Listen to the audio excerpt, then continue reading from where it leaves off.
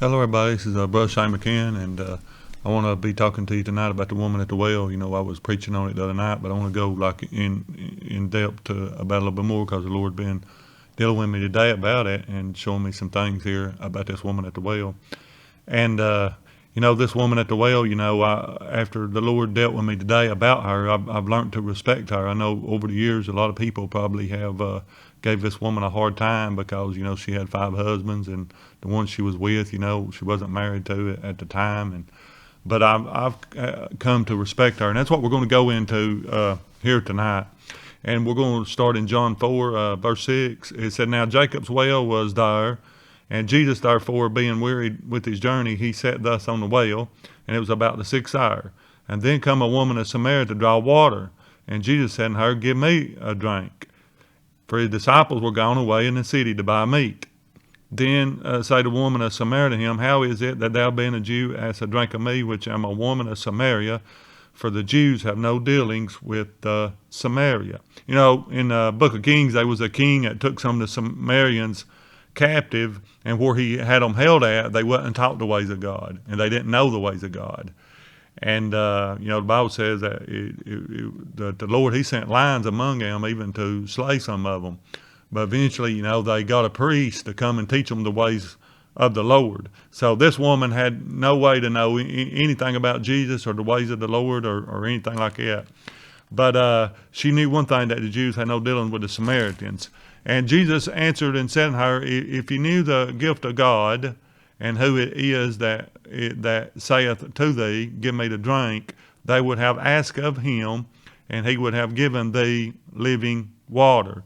In the book of Isaiah, it talks about drawing wells, a well of water of salvation, Jesus being that well of water of salvation. And the woman said to him, Sir, they have nothing to draw with. The well is deep. From where thou have this living water. She was rationalizing in her mind about this well being 60 foot deep, 90 foot deep, 120 feet deep. And she was thinking, how in the world is he going to get anything down there and give me a drink? She couldn't really figure out in her mind.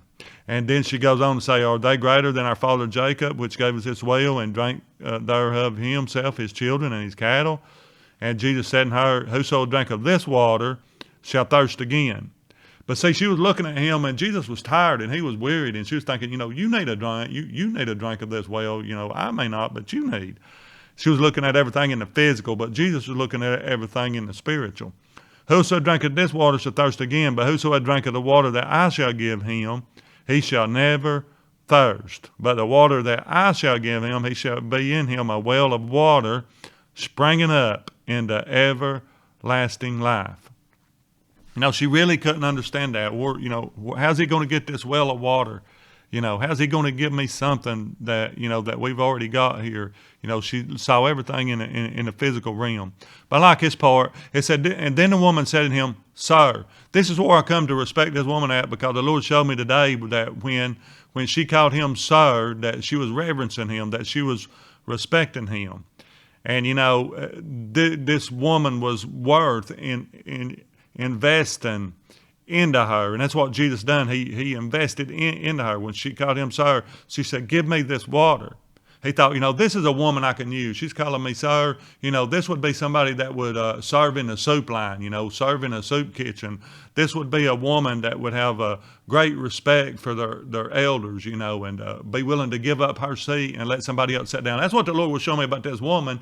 And I never even saw it that way, but the Lord began to show me today about this woman, had great respect. She said, Sir, give me this water that I thirst not, neither come hither to draw. And Jesus said, Go and call thy husband and come hither. And the woman answered and said, I have no husband. And Jesus said, No, thou hast well said, thou have no husband, but you've had 5 husbands, and whom thou now hast is not thy husband. Is that said thou truly? And the woman said to him, Sir. See, she's respecting his thoughts. She's respecting his authority. She's respecting how he addresses her. And she calls him sir again. She said, Sir, I perceive that thou art a prophet. And he said, Our fathers worship in this mountain, and you say in Jerusalem, in this place where we are to worship. But Jesus said to her, Woman, believe me, the hour cometh when neither in this mountain nor yet Jerusalem worship the Father. For you know not what, for you know not that worship for salvation is of the Jews. But the hour cometh, and now is, that the true worshipers shall worship the Father in spirit and truth, and the Father seeks such to worship him. God is a spirit, and they that worship him must worship him in spirit and truth. In other words, Jesus was trying to get this woman to understand that he could give her something that she'd never had before. You know, she'd had these 5 husbands. She probably went from man to man. It didn't say if the husbands she married were if they died and she had to remarry, whatever. It didn't say that, but it did say the one that she had was not her husband, and she really didn't know the ways of God. She didn't know that she was living in fornication. She probably didn't know that she was shacking up or whatever, you know. But Jesus took time and he invested into this woman because, you know, he said, this is a woman I'm going to be able to use once she understands that I can give her something that she ain't never had before. You know, that's what I'm going to tell somebody out there tonight that's listening to me. Jesus can give you something that you've never had before. You know, it said she had 5 husbands and he told her to go call the other one. And you know, she had to agree with him. But, you know, Jesus being the 7th man, you know, Jesus coming on the scene and being the 7th man. And that word 7, it means perfection and completion. In other words, he was saying, he said, here I am. I'm the one who can complete everything in your life that you are missing. I can complete everything that you've been thirsting for. You know, and I told Cindy, I said, I want to go in depth with this because God was showing me this. And once he got this woman where he needed to be, where he could show her that he was the well of water, that he was the fountain of water, that he was the fountain of life, and that he could change her life, and he could give her something that she didn't ever have. And then she could become a worshiper. You know, you can never worship the Lord if you ain't got nothing in here. But he was wanting to make a worshiper out of her. And he said, you know, he told her, he said, now it will come the true worshipers. They will worship the Father in the Spirit and in truth, and the Father seeks such to worship him. You know, and she's just thrilled, you know, that he knows everything about her life. And Jesus says, you know, she says, the woman says in him, I know that Messiah is coming, which is called Christ, but when he's coming, he will tell us all things. But Jesus said, I that speak unto thee am he. You know, and up on this came his disciples, and they marveled that he talked with the woman, because they said, hey, look, these Samaritans don't know the ways of the Lord. But he said, who seeketh thou, and why talkest thou? And the woman then left her water pot and went her way into the city and said to the man, come see a man which told me all things I ever did. Is not this the Christ? You know, she was thrilled that Jesus took time to spend with her, that he was going to invest in her. And his disciple prayed him, say, Master, eat. You know, but Jesus said, I have meat that you know not of. But Jesus said, I was willing to fast, you know, to where I could go and meet up with this woman. And, you know, they wanted to go eat or whatever.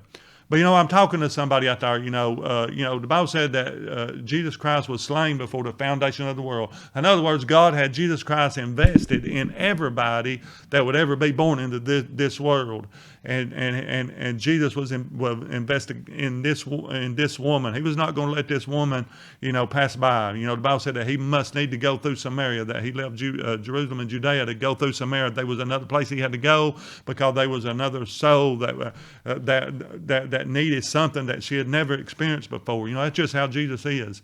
And I'm talking to somebody out there. Maybe you have tried everything, and nothing has satisfied. But let me tell you something. Jesus is the only thing that's going to satisfy you in this life. And if you're out there tonight and you've never experienced this man at the well, I want to invite you to give your life to the Lord. You know, give him a chance. He can complete your life. He can make everything, you know, complete in your life. And he can give you satisfaction. Well, hey, this is Brother Shane McCann.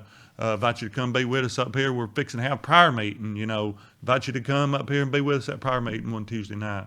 Well, God bless you. We'll see you next week.